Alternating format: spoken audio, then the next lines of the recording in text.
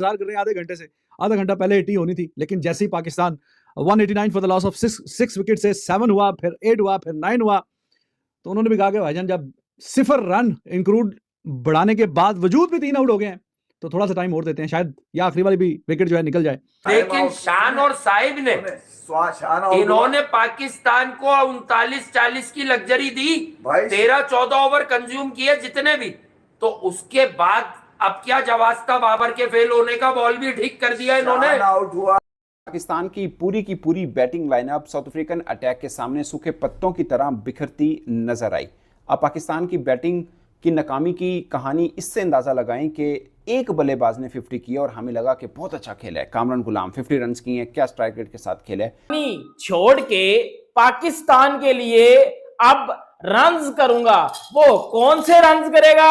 वो घंटा रन्स करेगा, वो छनकना रन करेगा। आता हूं बाकियों में भी आता हूं, इस पे जरा इसलिए आ रहा हूं कि ये तो कहिया ना भाई साहब आखिरी पीरियड ने तो यहाँ मेरे ख्याल से फ्रस्ट्रेट कर दिया साउथ अफ्रीका को, क्योंकि तैयारी तो हम रबाडा और मार्को येंसन की करके आए थे, लेकिन विकेटें ले गए ये डैन पीटरसन और कॉर्बिन बॉर्ड्स जो अपने डेब्यू के ऊपर है। बड़ी कोशिश की उसने भी पंजा लेने की 4 विकेटों पे, वो कोशिश पे कोशिश 40 बॉलें खेल गए 20 रन के लिए अपना आखिरी पाकिस्तान का पेयर, वरना तो हमने तैयारी कर ली थी। यार यकीन करो कि या तो बाबर आजम किसी अच्छी बॉल के ऊपर आउट हो ना, तो बंदा कहता है यार चलो टेस्ट क्रिकेट था, अच्छा बॉल था, अफ्रीका था। बाबर आजम हमेशा ऐसे आउट होता है कि गुस्सा आता है कि मतलब कि कर क्या रहा है बाबर आजम एक बार फिर नाकाम। भाई बड़ी मुश्किल से प्लेइंग 11 में जगह बनाई थी बाबर आजम की। अब्दुल्ला शफीक जिसने टेस्ट क्रिकेट में बुरा नहीं किया था, वनडे की सजा उसे मिल गई टेस्ट में, और बाबर आजम को अंदर लाना था। भाई स्टार प्लेयर है, हमारा बड़ा प्लेयर है, बट बाबर आजम बहुत ज्यादा डिसअपॉइंटिंग नजर आए। जहां मुबारक को पाकिस्तान की पुराने वाली जो टीम थी ना, वो डाउनलोड हो चुकी है, और आज फिर से पाकिस्तान की टीम ने वही घटिया बैटिंग शुरू कर दी है। और पिछली 18 इनिंग्सों में बाबर आजम का यही सीन है, आना है भाई, आउट होना है और आउट होके चले जाना है बाहर। बाबर आजम एक बार फिर नाकाम। भाई बड़ी मुश्किल से प्लेइंग 11 में जगह बनाई थी बाबर आजम की। अब्दुल्ला शफीक जिसने टेस्ट क्रिकेट में बुरा नहीं किया था, वनडे की सजा उसे मिल गई टेस्ट में, और बाबर आजम को अंदर लाना था। भाई स्टार प्लेयर है, हमारा बड़ा प्लेयर है, बट बाबर आजम बहुत ज्यादा डिसअपॉइंटिंग नजर आए। जहां पर सब ने इंपैक्ट क्रिएट किया, वहां पर बाबर आजम 11 बॉल 4 रन, और जिस तरह की वो शॉट मार के आउट हुए ना, उस पर मुझे ज्यादा गुस्सा आ रहा है। वो 0 पे आउट हो जाते, बोल्ड हो जाते, किसी एक्स्ट्राऑर्डिनरी डिलीवरी का वो हो जाता, बट जिस तरह से जितना गंदा ओडीआई वाला शॉट मारा है, जानबूझ के विकेट दिया बाबर आजम ने ना, उस पे मुझे बहुत ज्यादा गुस्सा है। भाई आपकी वनडे में अच्छी फॉर्म लगी है, बट बात यह वनडे और टेस्ट में फर्क होता है। भाई ये test one day same to same नहीं है। बाबर आजम की शॉट बताती है कि बाबर आजम टेस्ट का प्लेयर नहीं है। भाई आप उसको कितने और चांसेस देंगे? अगली इनिंग भी है, हमारी उम्मीद है, दुआ है, यकीन है कि बाबर आजम अच्छा करे, कमबैक करे टेस्ट क्रिकेट में, बट बाबर आजम के टेस्ट क्रिकेट के नंबर पिछले कुछ अरसे से बिल्कुल भी सही नहीं है। भाई वो बहुत ज्यादा डिसअपॉइंटिंग है। आप देखो कामरान गुलाम ने कैसी बारी खेली है। भाई वो लड़का कितना पॉजिटिव, कितना ऑप्टिमिस्टिक चढ़ के खेला है साउथ अफ्रीका पे। भाई रिजवान कितना अच्छा खेला है, शान और साइम ने कितना अच्छा स्टार्ट दिया है। सऊद शकील ने जो 12-14 बनाए उसमें 3 चौके हैं। आमिर जमाल को देखो, आप सलमान अली आहा को देखो, ऐसा नहीं है कि टीम 36 पे ऑल आउट होगी, हम बाबर आजम को क्रिटिसाइज कर रहे हैं। टीम ने 211 रन बनाए, जो कि मेरे हिसाब से बहुत अच्छे नहीं है तो बहुत बुरे भी नहीं है। साउथ अफ्रीका जब इंडिया आया था पहले दिन में 21 विकेटें गिरी थी, एक टीम भी ऑल आउट, दूसरी टीम भी ऑल आउट, तो उस हिसाब से तो पाकिस्तान ने बहुत अच्छा किया है। और बदले में आपने 82 पे 3 आउट भी कर दिए साउथ अफ्रीका के। टॉप ऑर्डर आपने उड़ा के रख दिया उनका। अभी तो हालांकि आमिर जमाल को आपने नहीं ट्राई किया, आपने नीचे सलमान अली आहा को नहीं ट्राई किया, सैम को भी आप बीच में ट्राई करोगे। पाकिस्तान के एंड से मैं बहुत ज्यादा खुश हूं, पाकिस्तान ने अच्छा किया, मुझे कोई मसला नहीं है। मेरा सारा मसला है बाबर आजम पे, कि बाबर आजम को सोचना पड़ेगा, टेस्ट की गेम देखनी पड़ेगी। कितनी बार बोला था कि भाई इस बार कायदे आजम ट्रॉफी के 2 मैचेस खेल लेते, बट बाबर आजम साहब ने उनको घर पे गुजारना ज्यादा मुनासिब समझा।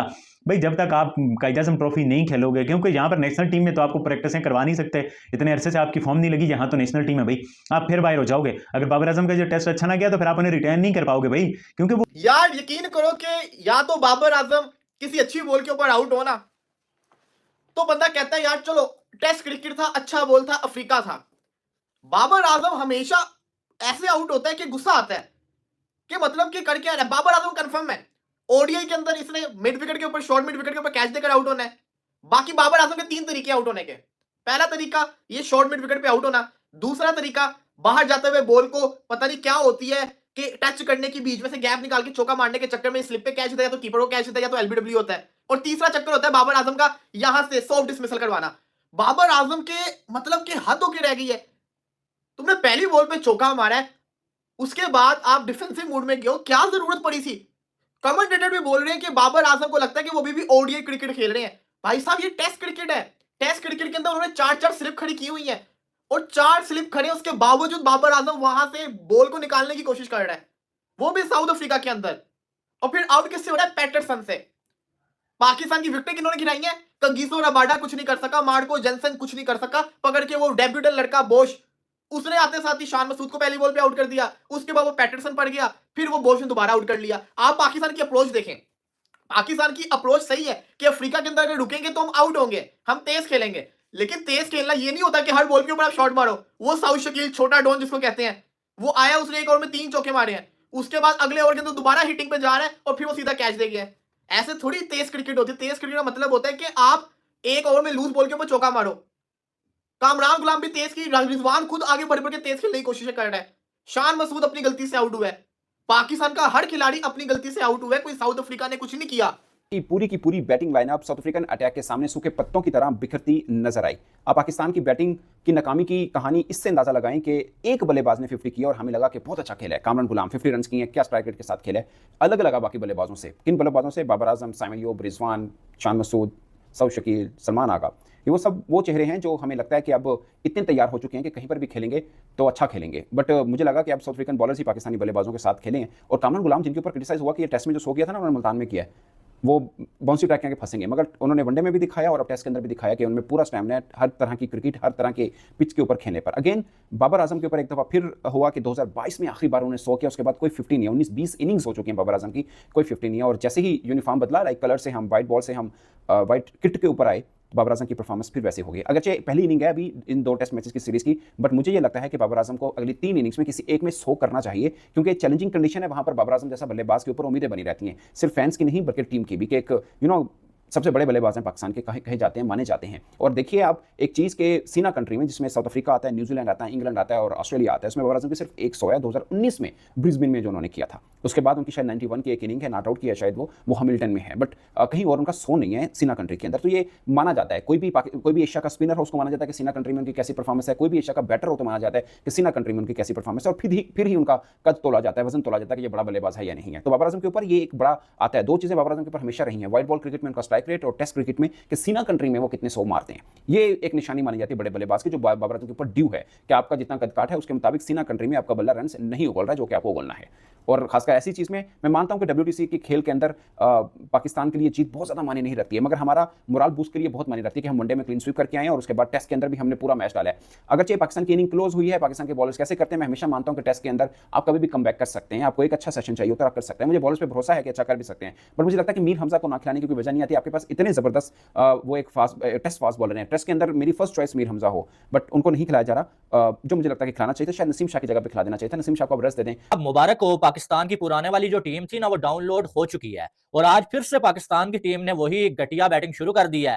पहले टेस्ट मैच में अभी लंच हुआ है भाई, और अभी तक 88 रन पे पाकिस्तान के 4 खिलाड़ी आउट हो चुके हैं, और 4 पाकिस्तान के मैन खिलाड़ी शान मसूद, साइम अयूब, बाबर आजम और सऊद शकील बड़े जल्दी आउट होकर जहां बाहर जा चुके हैं। और अगर देखा जाए तो साइम अयूब की बात करें, 35 बॉल हैं, 14 रन, और जो पीटरसन ने इनको आउट किया है, और बड़े आराम के साथ ये भी जो प्रेशर में नजर आ रहे थे आउट हो गए, बाहर गए। शान मसूद की बात करें, 58 बॉलें खेल ली जनाब ने और टोटल 17 रन।